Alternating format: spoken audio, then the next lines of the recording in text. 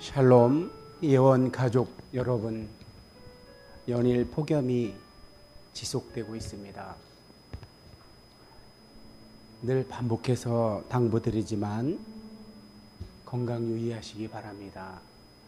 우리 한국 사회가 경제적인 측면에서나 혹은 정치 이데올로기적으로 자유민주주의 지표가 또 이번 사건을 계기로 많이 올라갔다고는 하는데, 여전히 우리가 저런 어떤 서구에 비해서, 서구 선진국에 비해서 아쉬운 측면이 있다면, 어떤 학습된 불감증이라고나 할까요? 이런 역사가 주는 교훈들을 많이 아픈 어떤 과거의 경험을 가지고 있으면 그걸 되풀이하지 않으려는 어떤 사유를 해야 되는데, 그 부분에 있어서 너무 취약한 것 같아서 참으로 많이 안타깝습니다. 제가 우리 장모님 돌아가시기 전에 그 투병하실 때 암 3가지 암이 한꺼번에 오셔서 한 약 2년여 정도를 저희 집에서 투병을 하셨는데, 장모님을 이제 치료 끝나고 모시고 오면서 장모님이 사실 투병 중에는 그 입맛이 없어서 음식이 잘 못 드시죠. 그래서 그나마 이제 제가 알고 있던 그런 옹심이 메밀 칼국수라는 곳은 좋아하셔서 제가 가끔 자주 모시곤 했는데, 그곳에 이제 장모님 돌아가시고 나서 한동안 못 가다가 얼마 전에 한번 갔었는데, 그 사장님 이제 여성분, 저와 비슷한 연령의 이제 여성분이 이쪽 월평동 쪽에 아파트 상가, 조그만 아파트 상가에서 음식점을 하는데 주로 단골 위주로 합니다. 근데 이제 거기 그때 마침 그 사장님한테 보험을 판매하려는 이제 모집인이라고 하나요? 설계사라고 하나요? 이제 그 사장님보다 연령대가 좀 높아 보이는 분이 와서 대화를 하고 있었는데, 그때 이제 이런 지금 현 정국 이런 것에 대한 어떤 주제로 대화를 나누다가, 이분들이 지금 한국 사회에서 일어난 최근의 현실을 어떤 객관적으로 바라보고 거기서 얻은 교훈을 이제 자신들이나 자신들의 그 자녀 세대가 되풀이하지 않도록 기본적으로 어떤 생각을 할 수 있어야 되는데, 가만히 그분들의 이야기를 들어보니까 그 검찰 측에서 정적을 제거하는데 사용된 정치 검찰을 이야기하는 거죠. 그들이 이제 현 대통령을 이제 대통령 후보로 있을 때 이제 정적을 제거할 목적으로 그에게 이제 악마적인 프레임을 씌워서 어떤 가스라이팅이죠. 가스라이팅, 세뇌시키는 그런 것에 대부분의 사람들은 넘어갔더라고요. 그래서 오늘날 이렇게 전 대통령 부인과 그의 어머니, 그러니까 전 대통령의 장모죠, 장모. 그 두 여인에 의해서 저질러진 엄청난 일들, 거기에 동원된 검사 인력이 상상을 초월합니다. 정말 어떻게 이런 일이 21세기에 민주주의 지표가 꽤나 높다고 하던 한국 사회에서 일어날 수 있었는지를 이 두 분의 대화 속에서 알 수 있었습니다. 그러니까 비판적 사고를 해야 할 때 비판적 사고를 하지 못하는 거죠. 그거는 어떤 배움이 짧아서가 아니라고 저는 생각합니다. 뭐 학력이 얕아서가 아니라 평상시에 사유하는 훈련을 하지 않았기 때문에 그런 거거든요. 참으로 너무나 안타깝습니다. 근데 이제 그런 어떤 그 전 대통령의 부인과 그의 어머니가 저질렀던 일들과 또 전 대통령 관련지어서 수많은 그런 어떤 사건 사고들이 가만히 살펴보니까 이 사회의 소위 엘리트 계층이라고 하는 그런 사람들이 뒤를 봐줘서 그것이 가능했어요. 참 너무나 안타깝게도. 또 하나, 이제 종교 진영에서도 그런 활동을 한 증거가 지금 드러나고 있는데, 그렇게 보면 우리의 민낯이 그냥 다 드러나고 말았죠. 대한민국 사회가 겉으로 보여지기에는 그 박근혜 전 대통령 때 촛불 혁명으로 인해서 촛불을 혁명이라고도 하고 여러 용어는 붙일 수 있어요. 또 제가 촛불 혁명이라고 했다고 저것도 종북 좌판에 그러실지도 모르겠네요. 저는 정치적 이데올로기가 없습니다. 저는 그냥 하나님이 부른 주의 종입니다. 그것이 제 정체성입니다. 대한민국 국민으로서는 그냥 목회자라는 직업을 가진 한 시민입니다. 다만 제가 어떤 좌우 어떤 편향된 이데올로기는 갖지 않았지만 대한민국 국민으로서 이 대전광역시의 한 시민으로서 제게 부여된 어떤 권리와 의무를 충실하게 이행하며 살고 있는 평범한 한 시민이에요. 이 역사적인 측면, 역사적 실존에선 그렇고 초월적인 측면에선 우리 눈에 보이는 이 역사적 시공간에서 볼 수 없는, 눈에 보이지 않는 초월의 세계를 이 역사적 시공간에 소개하는 일을 업으로 삼고 있는 사람이죠. 자, 어찌되었든 제가 그 말을 옹심이 메밀 칼국수 사장님과 또 거기 찾아온 보험 모집인과 이제 그들이 나눴던 대화, 저와 함께 했던 것들 가운데 오늘날 우리 사회가 왜 이렇게 정신을 못 차리고 있는지의 그 가장 근본적인 원인은 생각하는 훈련을 전혀 받지 못한 평범한 시민들이 이런 너무나 그 생각하지 않음으로 인해서 맞닥뜨리게 된 불행한 결과가 아닐까. 그래서 오늘 칼럼을 들어가면서 이런 에피소드를 하나 말씀드리게 되었습니다. 단재 신채호 선생님이셨나요? 우리 조선이 망한 거는 생각하지 않아서라고 그랬잖아요. 반대로 일본은 얼마나 생각을 많이 합니까? 우리 동아시아 3국 중에서도 사유에 있어서는 둘째가라면 서러워할 정도로 하는 민족인데, 어찌되었든 자, 이제 좀 깨어 있읍시다. 사유하지 않으면 성경도 재미도 없고 의미도 없습니다. 그래서 여러분이 자꾸만 생각하지 않고 쾌감을 주는 그런 TV 오락 프로, 예능 이런 것들을 선호하는지 모르겠지만, 또 유튜브 같은데 생각하지 않고도 쾌감을 주는 그런 걸 찾게 되는지 모르겠지만, 그러다 이렇게 망하는 겁니다. 자, 이제 우리의 본래 주제인 지난 주일날 우리 선포되었던 말씀, 하나님께서 우리에게 합당한 말씀으로 주셨던 그 말씀과 관련지어서 주보에 실렸던 칼럼을 오늘 나누겠습니다. 이 구약 성경, 우리가 구약이라고 부르는 39권으로 된 구약 성경에는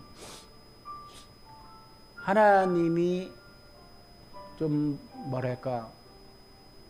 우리 어릴 때 그 엄격하신 아버지 같은 이미지,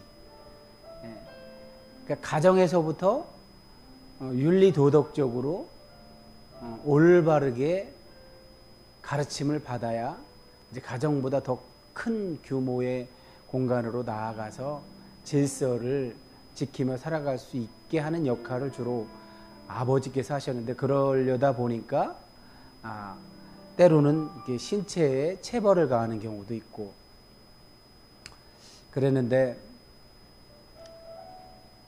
돌이켜 보면 그런 것이 없었다면 정말 이렇게 사회 구성원으로서 지켜야 할 규례들을 잘 지키면서 살 수 있었을까 하는 생각도 해봅니다.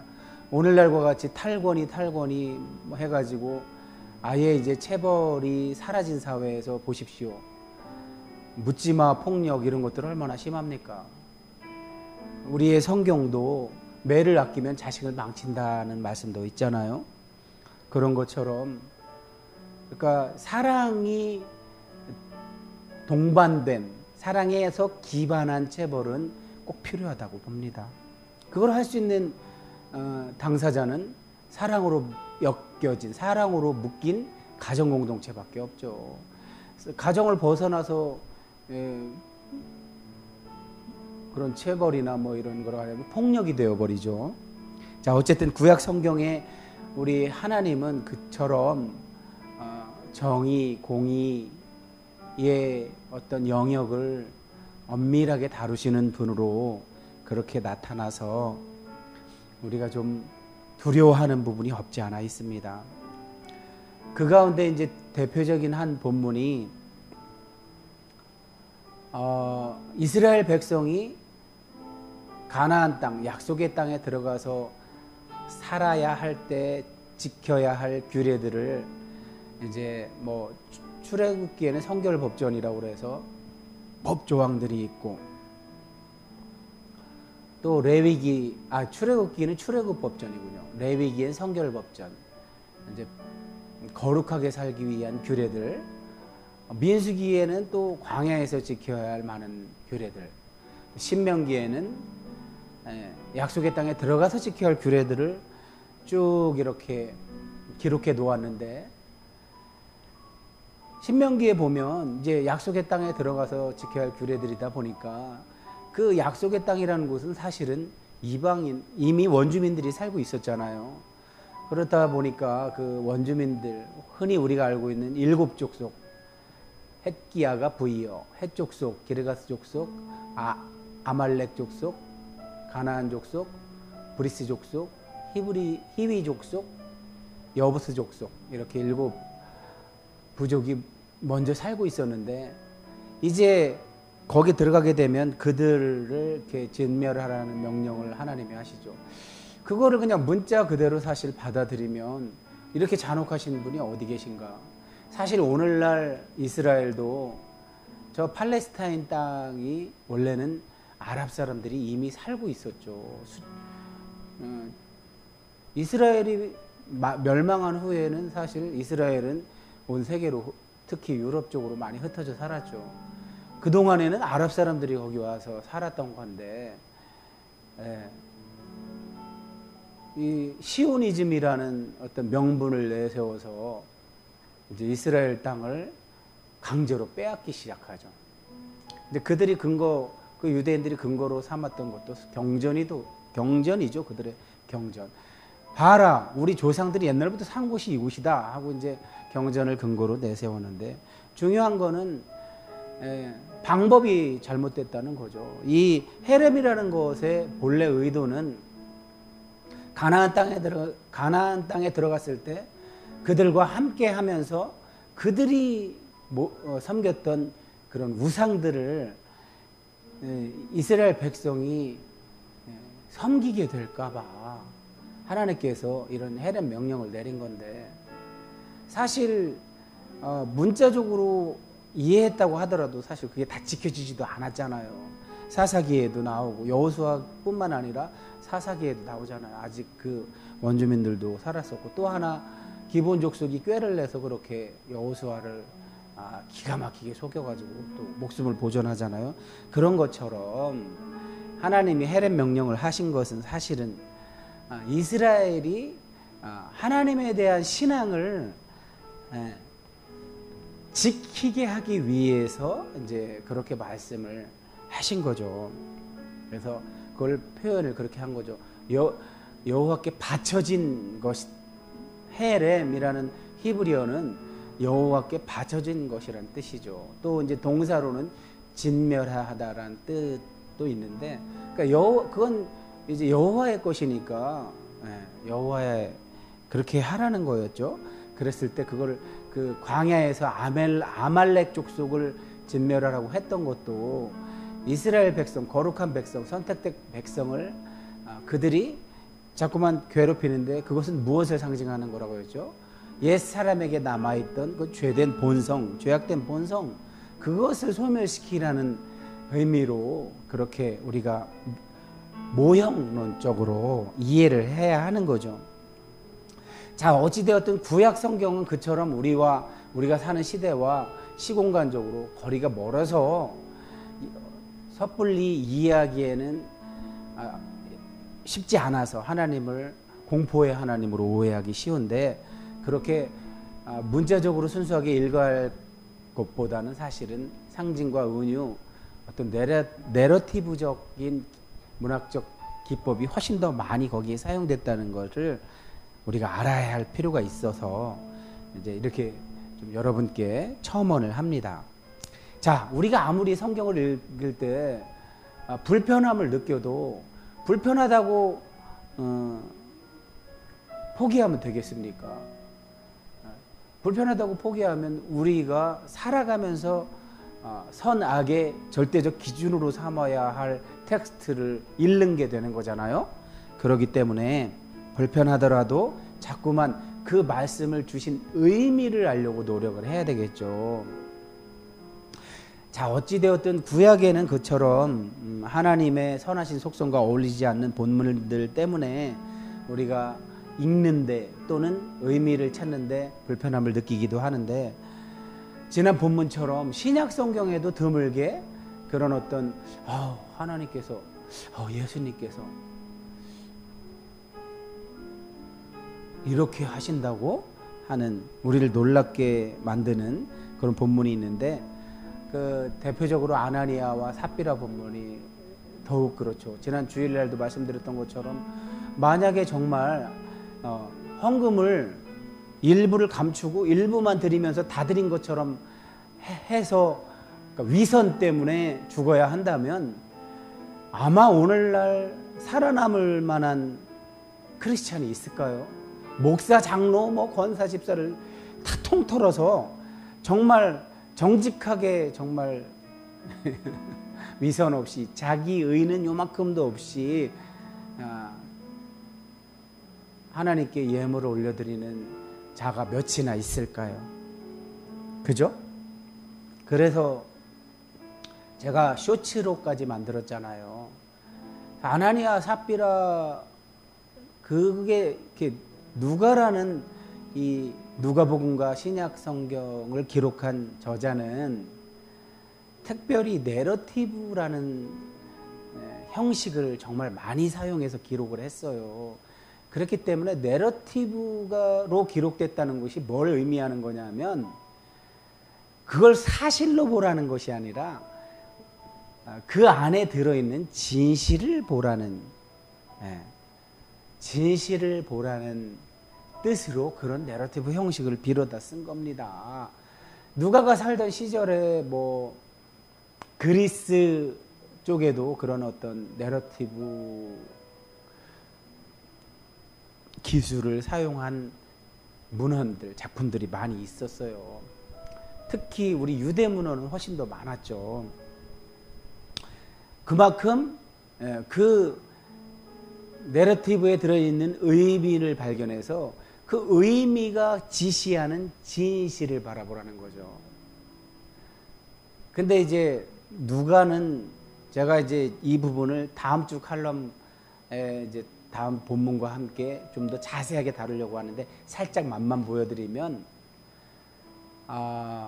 여러분이 성경을 이해할 때 도움을 받기 좋은 어떤 전문가들과 그들의 글이 있어요. 그러니까 역사라는 것을 우리는 오해하지 말아야 되는 게, 사실 보도라고 그대로 믿으면 안 됩니다. 역사는 그 역사를 기록한 사관이라고 하죠. 그 사람의 주관이 들어가 있어요. 그래서 사실이 아니라 사실은 해석된 사실이죠. 해석된 거죠. 해석. 예, 그 기록한 자의 주관이 깃들 수밖에 없는 거죠. 그런데 이제 거기에다 뭐까지 있냐면 이 권력, 역사의 주인은 사실은 권력자들이죠. 권력자들이 주로 역사를 기록했잖아요. 아니 생각해 보세요. 피지배 계급들이 뭘 배우기를 했습니까? 기록할 능력이나 있습니까? 근데 보통 그런 능력을 가진 자들이 자기 자랑하려고 기록한 게 거의 역사서잖아요. 그러면 이스라엘도 잘 보십시오. 우리 성경엔 이스라엘의 역사가 기록되어 있는 부분이 있는데 그 역사 기록의 주권적 위치에 있었던 사람들이 권력을 가졌겠죠. 권력. 그래서 자신들의 어떤 권력을 유지하고 향유하기 위한 수단으로 진실을 왜곡시켜 버리죠. 소위 말해서 이스라엘의 권력층에 속하는 소위 종교 지도자들이 하나님에 관해서 알고 있는 지식들, 지난번에도 말씀드렸잖아요. 하나님이 그런 의도로 그렇게 그러라고 그걸 말씀을 주셨을까요? 아니잖아요. 그들은 자신들의 권력을 공고히 하기 위해서 그런 것들을 자신들의 주관을 넣어서 왜곡되게 해석하죠. 그래서 진실을 왜곡시켜 버리죠. 그거를 지금 누가라는 저자가 폭로하고 있는 거예요. 폭로. 그렇게 누가복음과 사도행전을 그런 관점에서 접근을 해야만 그 의미를 여러분이 찾을 수 있다는 거예요. 아나니아 삽비라 이야기도 그런 거예요.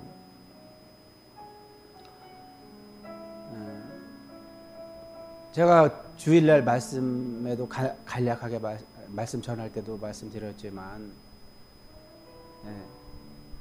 위선이 들어오면 안 되잖아요. 이제 누가가 지금 위선을 고발하고 있잖아요.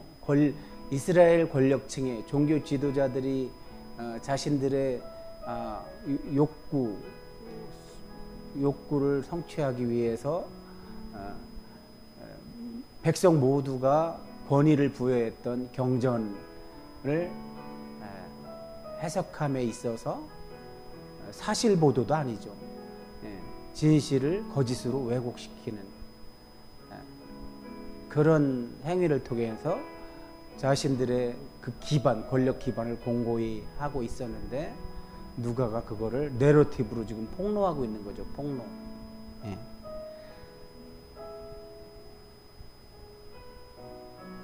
그러니까 그렇게 다가가면 이제 아나니아 삽비라 본며 이야기의 실마리가 풀리기 시작하는 거죠. 하나님이 잔인해서 헌금 좀 조금 감췄다고 그 죽인 게 아니라는 거죠. 아니 그보다 더 나쁜 짓을 한, 예를 들어서 만약에 그렇다면 로마 제국을 그냥 두겠습니까? 빌라도 총독을 그냥 두겠습니까? 예수 그리스도를 채찍질하고 십자가에 못 박는데 주도적으로 사역한 자들을 가만두겠냐? 그들의 죄야말로 가장 큰 죄죠. 메시아를 자기들의 손으로 죽였으니 말입니다. 근데 하나님은 그건 허락하시고 헌금 일부를 감추고 했다고 죽인다는 건 너무 앞뒤가 안 맞고 논리에 어긋나잖아요. 그러니 이 아나니아 삽비라 사건은 이제 과거에 하나님의 선택된 백성 이스라엘의 정체성을 가장 잘 말해주는 성경 본문이 어디예요? 출애굽기 19장 5절 6절. 세계가 다 내게 속하였나니 너희가 내 말을 잘 듣고 내 언약을 지키며 너희는 모든 민족 중에서 내 백성이 되겠고 너희가 내게 대하여 제사장 나라가 되며 거룩한 백성이 되리니 너는 이 말을 이스라엘 자손에 가서 말하라. 하나님께서 모세를 통해서 얘기하죠. 이게 바로 이스라엘 백성의 정체성이죠. 모든 민족 중에서 하나님이 소유를 삼으신 이유가 뭐래요? 거룩한 나라, 제사장 백성이래요. 이거 더 쉽게 얘기하면 뭘까요? 살아계신 하나님을 섬기는 그런 백성으로서 저 세상 모든 민족에게 그걸 알리는 역할을 하는 자들이 바로 이스라엘 백성이라는 건데, 그런 정체성을 가진 이스라엘 백성이 그 알리는 역할을 할 때 필요한 규례들을 하나님이 주셨는데 그걸 제대로 지킨 적이 없잖아요. 저 지난번에도 말씀드렸지만 지키기 쉬운 거, 덜 어려운 거, 눈에 잘 드러나는 것만 골라서 지켰죠. 훨씬 더 중요한 것들은 지키지 않고 그랬는데, 이제 하나님이 그거를 그렇게 따지면 지키지 않은 그들을 다 죽였어야 돼요. 아나니아 삽비라를 죽일 게 아니라. 그런데 그들을 죽이지 않고 오히려 하나뿐인 아들을 해렘하셨어요. 세상에 아들이 바쳐진 존재인 거예요, 하나님께. 독생자가. 그래서 말라기 마지막에 보면 그 헤렘이라는 단어가 그가 거기에 들어있어요. 아들을 헤렘해 버렸어요. 아들을 헤렘해 버린 하나님이 그렇게까지 해서 얻은 이 인류인데 뭔들 못하겠냐고요. 바울은 로마서 8장에서 얘기하잖아요. 아들을 헤렘시킨 성부 하나님이 그 지극한 사랑이 거기 들어있어서 그런 행위를 하신 건데, 그렇게 해서 얻은 너희들 믿는 자들인데 너를 위해서 못할 게 뭐 있겠냐, 그 이야기잖아요. 그래서 지금 아나니아와 삽비라에게 하나님이 친히 하신 그건 무엇을 의미한다고요? 이제 하나뿐인 아들을 잃어서, 아들을 헤렘시켜서 얻은 이 새 언약의 창조의 백성 공동체는 더 이상 이제 그런 위선 같은 걸로 이루어지는 나라가 아니다. 하나님의 나라는, 내 나라는 의와 희락과 평강. 이게 무슨 뜻이에요? 이거 물론 바울의 입술을 통해서 말씀하신 거지만, 하나님의 뜻에 맞는 창조 질서, 이게 의죠. 평강, 평안. 제가 샬롬을 말씀드렸죠. 샬롬이 완벽한 하나님의 선한 창조 세계의 상태, 그게 샬롬의 상태로 했잖아요. 평강과 희락, 의와 평강과 희락. 희락은 기쁨이잖아요. 기쁨. 사실 구약에서 말하는 대부분의 아슈일의 복인네 하쉬, 아슈엘의 하이시, 복인네 그 사람, 시편 1편 1절. 행복하다는 뜻이에요. 행복. 우리가 그냥 우리한테 유리하게 갖다 맨날 쓰는 그런 복이 아니라, 좋은 대학교, 좋은 직장, 맨날 그런 거 아니에요. 자, 이처럼 아나니아 삽비라 본문이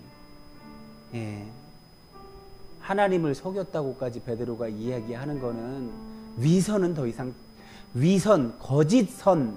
거짓선이라는 건 없는 거예요. 거짓선이 존재해서는 안 되는 거고, 하나님 나라에는 거짓선이 존재할 수가 없다는 의미인 거예요. 아나니아 삽비라가 이 거룩한 백성 공동체에 들어오지 못하는 거는, 하나님의 나라에는 위선이라는 건 있을 수가 없는 거예요. 그런 의미로 받아들이셔야 돼요. 자, 아나니아 삽비라 본문 말고도 복음서에 십자가를 현저히 욕되게 하거나 성령을 모독한 죄는 용서받을 수 없을 거라고까지 경고를 하잖아요. 이런 것들을 왜 이렇게 심각하게 경고하는 걸까요? 새 창조, 새 언약의 질서에 의해서 형성된 백성 공동체, 거룩한 공동체는 이제 더 이상 십자가로 그게 가능해진 건데, 십자가로 이룬 건데 십자가를 모독해서야 되겠어요. 그리고 이제는 성령께서 거기 계셔서 친히 다스리는, 그러니 성령을 모독한다는 건 그 다스림을 받지 않겠다는 거나 없잖아요. 그래서 용서받을 수 없다고 표현을 하는 거죠. 그리고 히브리서 같은 데도 있죠. 예. 히브리서 같은 데 한 번 빚비침을 얻고 죄를 짓게 되면 회개할 기회가 없다고, 뭐 또 6장에서 그러고 또 히브리서 10장에서도 무시무시한 말씀들을 주잖아요.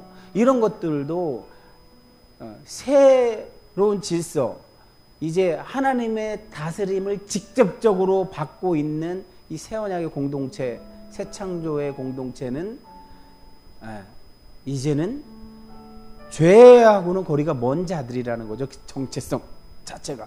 죄는 뭐라고 그랬어요? 죄는, 성경이 말하는 죄는 우리가 여기서 도둑질하고 살인하고 그거보다 더 근본적인 뜻이 있다고 그랬잖아요. 그건 뭐예요? 하나님으로부터 돌아서는 거, 하나님에게 맞서는 거, 그거잖아요. 근데 예수님의 십자가로 인해서 하나님으로부터 맞서서 단절되었던 것이 회복이 돼서 이제는 하나님께 붙어있다고 그랬잖아요. 임마누엘.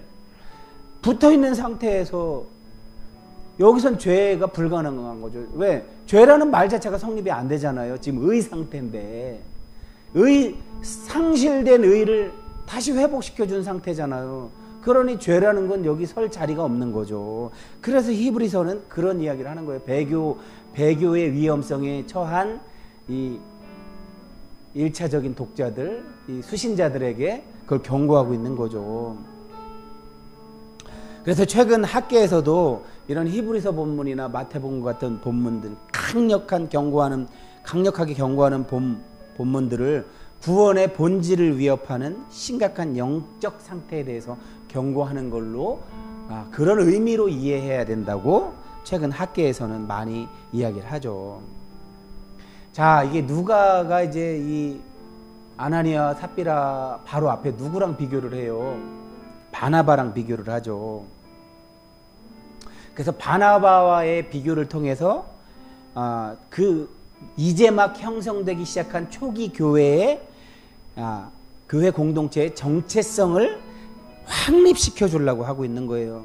정체성이 확립되기도 전에 아나니아와 삽비라 같은 사건이 일어나서 그게 용납이 되면 이미 정체성은 무너지고 마는 거죠. 혼란하게 되는 거죠.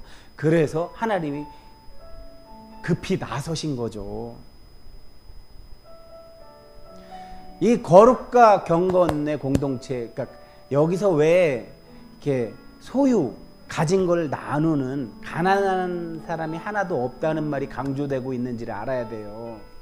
거룩과 경건의 출발점은 가난함이 없는 상태가 되어야 되기 때문이에요. 생각해 보세요. 우리도 어려웠던 시절이, 가난했던 시절이 있었잖아요.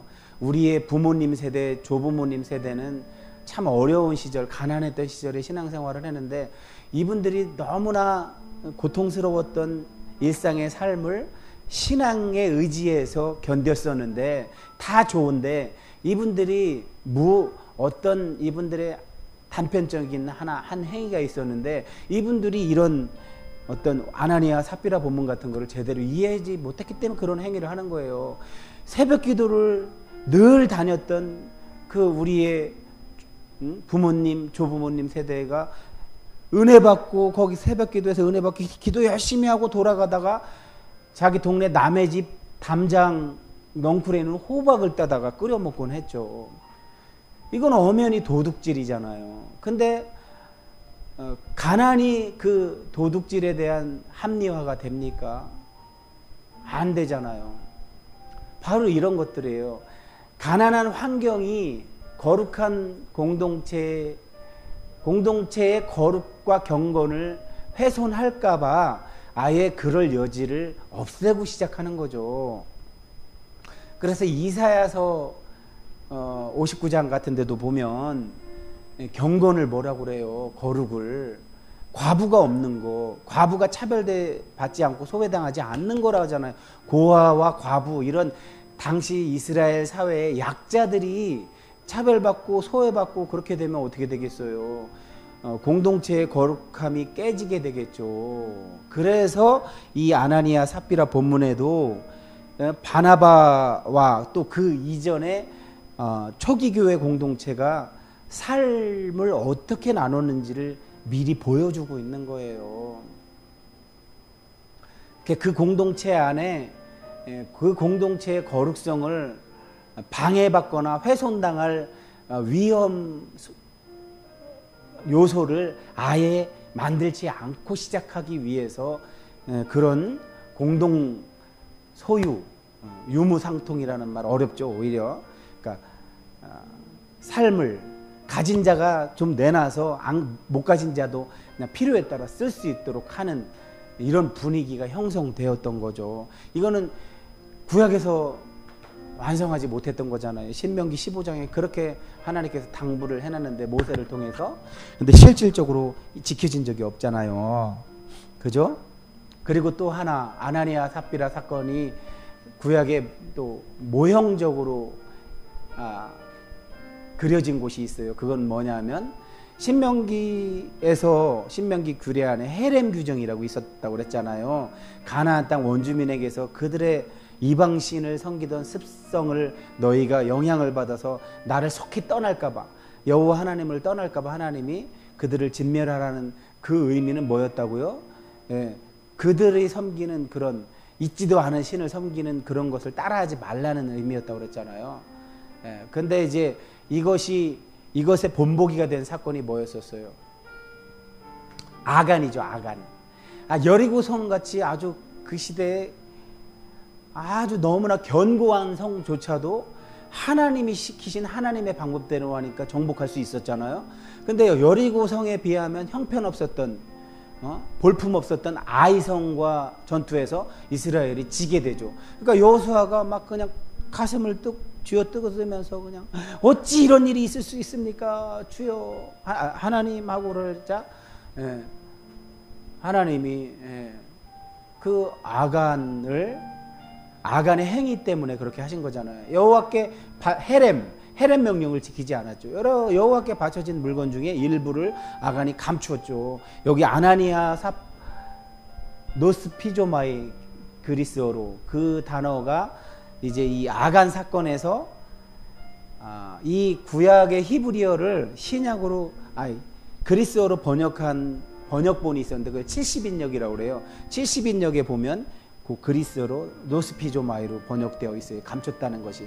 그걸 볼 때 누가는 아간의 사건을 모형적으로 지금 아나니아와 삽비라 사건에 적용하고 있구나로 여러분이 이해하시면 되는 거예요. 아간도 이제 여호수아를 통해서 이스라엘 백성이 약속의 땅에 들어가서 이제 정착을 해야 되는데 이 정착을 위한 정복 시작부터 그런 어떤 하나님의 하라고 하신 그 헤렘 명령을 어기는 사건을 용납하게 되면 어떤 일이 벌어지겠어요? 벌써 시작부터 어기기 시작했는데 어떻게 되게 지켜지겠어요? 절대 안 지켜지죠. 본보기로 삼은 거죠. 아간을 본보기로 삼아서 하나님이 여호수아를 통해서 그렇게 색출해 갖고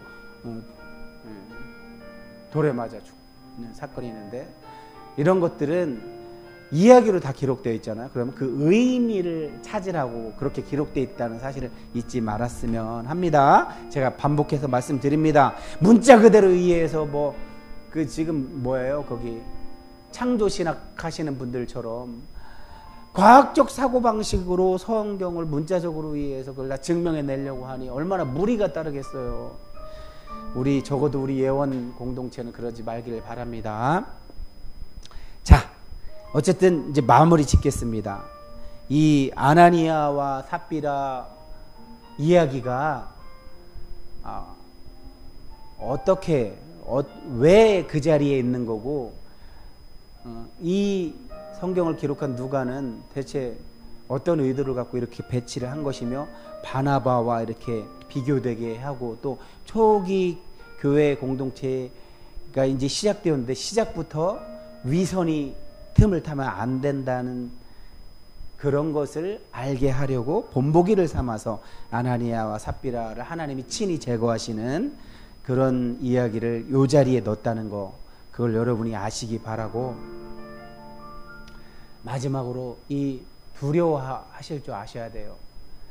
그러니까 이것이 어떤 의미를 발견하고 우리가 그 의미를 생각해서 마음을 부여잡고 성령의 도우심을 받아 그 거룩하고 경건한 생활을 할 수 있게끔 하기 위해서 이 말씀이 존재하는 건데, 문제는 하나도 안 두려워한다는 거예요. 그때 보세요. 그때 이 초기 교회 공동체는 온 교회가 다 두려워했고, 교회뿐만 아니라 그 이야기를 들은 다른 자들도 두려워했대요. 오늘날 왜 이렇게 두려움이 없죠, 우리에게? 제가 차후에 이제 기회가 되면 이 이름의 아이러니, 이것도 이런 누가처럼 이야기 형식, 전문 용어로는 내러티브 형식으로 이 사도행전을 기록했는데, 그 내러티브로 기록된 속에는 또 장치들이 여러 가지 있는데, 누가는 그 중에 이름의 아이러니를 사용하고 있어요. 제가 이 말씀드린 이런 것들을 설교 시간에 할 수가 없잖아요. 길어지고 또 전문적이어서. 설교는 다른 의미라고 제가 말씀드렸잖아요. 그래서 지금 이 시간을 빌어서 좀 전문적인 것들을 여러분께 설명드리고 있는데, 누가가 의도한 아이러니는 뭐냐 하면, 누가는 지금 사도행전을 우리가 쭉 바라보면 이름이 많이 나오죠. 정말 이름으로 지금 이 가난한 자가 없게 하는 거는 거룩하고 경건함의 공동체의 출발, 그게 전제된 상태에서 거룩성과 경건성을 지켜나갈 수 있다는 의미로 있다고 그랬잖아요. 근데 이걸 또 잘못 읽어서 돈으로 공동체를 이끌어 나간다고 생각을 하시면 안 돼요.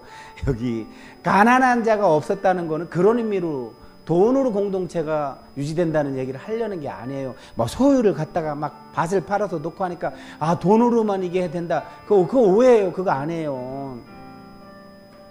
돈으로가 아니라 예수님의 이름으로 40년 동안, 그러니까 40살 된 나면서부터 못 걷게 된 자, 40살 된 나면서부터 못 걷게 된 자, 그 성전 아름다운 문 앞에 있던 자를 예수님의 이름으로 고쳤잖아요.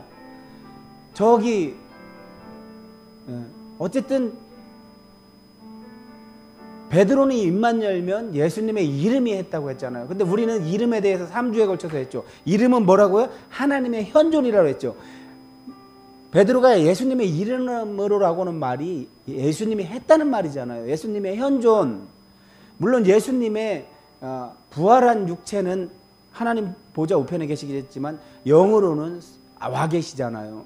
어찌되었든 하나님이 친히 하셨다는 걸 의미하는 거잖아요. 이름은. 이처럼 예수님의 이름 자체가 이미 이름이나 사건이나 똑같다는 거예요. 제가 여러분에게 늘 강조하잖아요. 하나님의 말씀이 사건이 되는 거지 사람의 말은 사건이 안 돼요.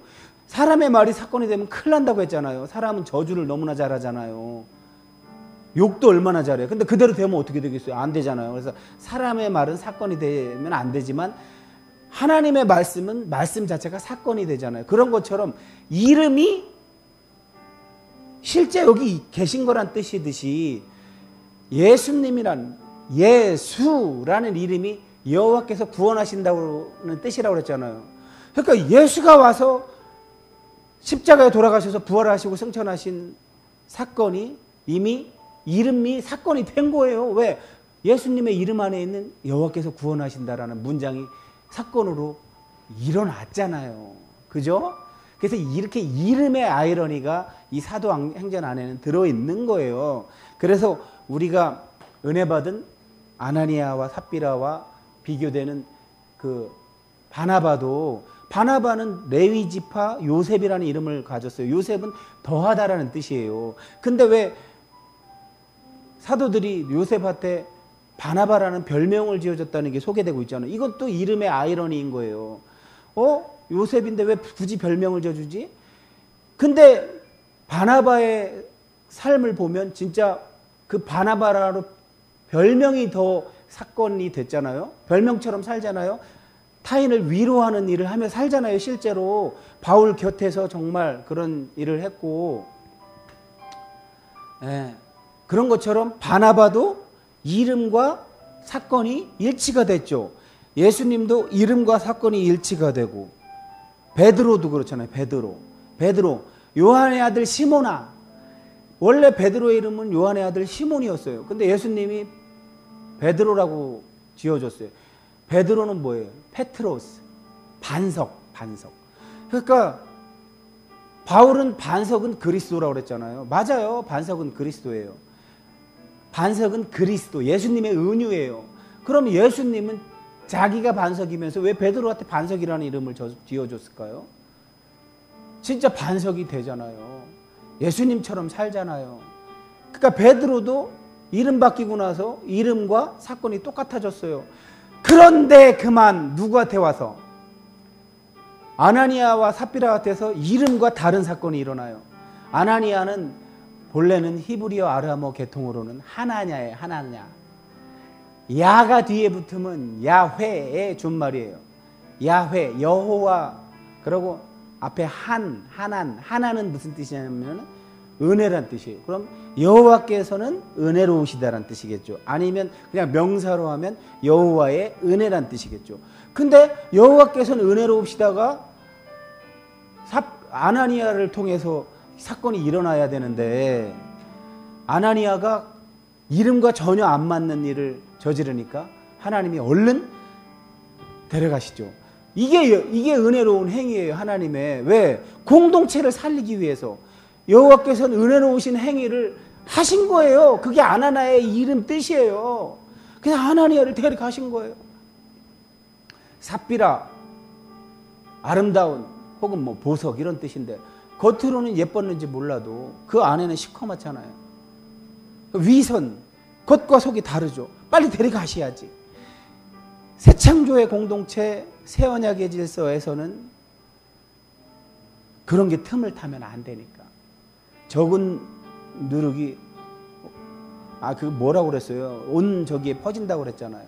전염성이 강해서 그런 거죠. 그러니 여러분, 자, 길어졌습니다. 너무 많이 길어졌죠? 자, 오늘 칼럼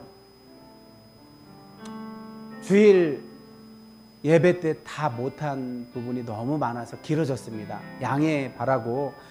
그렇다고 설교 시간에 이렇게 다 설명할 수는 없어서 지금 한 거니까 꼭 끝까지 시청하시고 자꾸 반복해서 되풀이해서 들으셔야 돼요.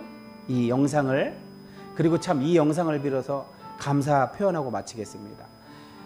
지난 주일날 광고 때 제가 감사 표시는 했지만 말씀 부분만, 설교 부분만 또 따로 떼어서 들으시는 경우에는 또 제가 혹시나 배은망덕하게 도움을 받고도 감사도 표할 줄 모르는 사람으로 비춰지면 안 되니까 이 칼럼 시간을 빌어서 한 번 더 감사 표시를 드립니다.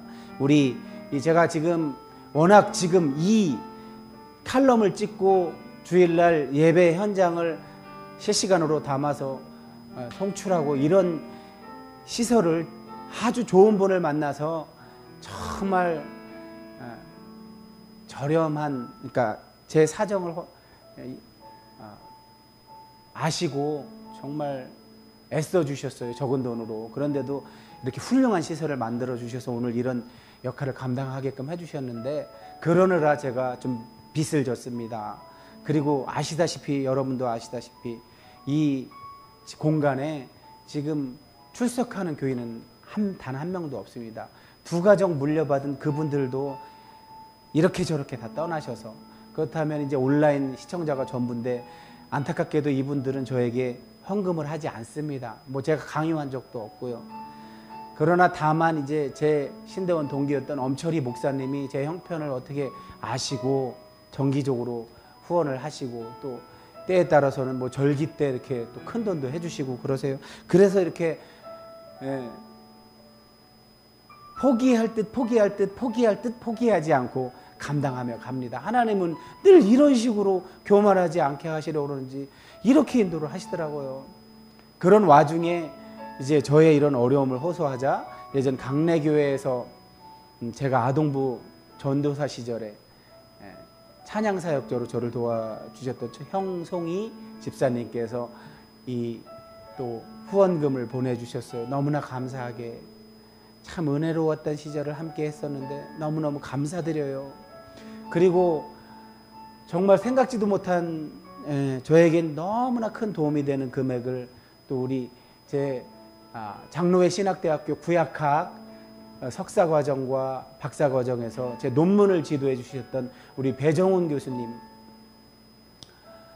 제 영상을 보셔서 아셨겠죠. 어찌되었든 이렇게 손을 펴서 저를 도와주셨습니다. 너무 큰 도움이 됐습니다. 자, 달마다 월세를 걱정해야 됐고 이 시설을 하느라 대출받은 그 원금과 이자를 갚는 것을 걱정해야 했는데 그래도 이번 달엔 숨통이 확 트이도록 이렇게 도움을 주셨어요. 어찌되었든 이 방송을 시청하시는 분들, 신명기 15장에 그랬잖아요. 내 주변에 우리 공동체 안에서는 주변에 어려움이 없어야만 그 공동체가 거룩하고 경건한 삶을 살아가는데 방해받지 않는다고요. 그러니 여러분, 어려움 겪고 있는 이 예원교회와 저 박남희를 관심 갖고 좀 손을 펴서 도와주시기 바랍니다. 나발 불지 않으려고 했는데 저는 거의 20여 년이 다 돼가도록 이렇게 어려운 환경에서도 차마 끊을 수가 없어서 5군데 도움의 손길을 보내던 데를 극동방송하고 어디죠? 국경 없는 의사회 요 2군데는 제가 중간에 해지를 했지만 유니세프와 기아대책, 대전신학대학교 후원은 이 어려운 입장에서도 도저히 끊을 수가 없어 계속 후원하고 있답니다. 장기간 하는 사람한테 뭐 주는 그것도 받았어요. 근데 하나님은 어찌되었든 한 번도 저를 진짜 뭐 그걸 끊을 정도로 이렇게 그렇게까지 저를 외면하지는 않으셨어요. 그러니 여러분도 다만 월 10,000원이라도 후원해 주시면 받는 자에겐 상당히 보탬이 된다는 거. 이만할게요. 죄송합니다, 여러분. 아쉬운 소리 드려서. 자, 내일 모레 주일날도 또 선포될 말씀을 기대하면서 또 뵙겠습니다. 그럼 이만 마치겠습니다. 안녕히 계십시오.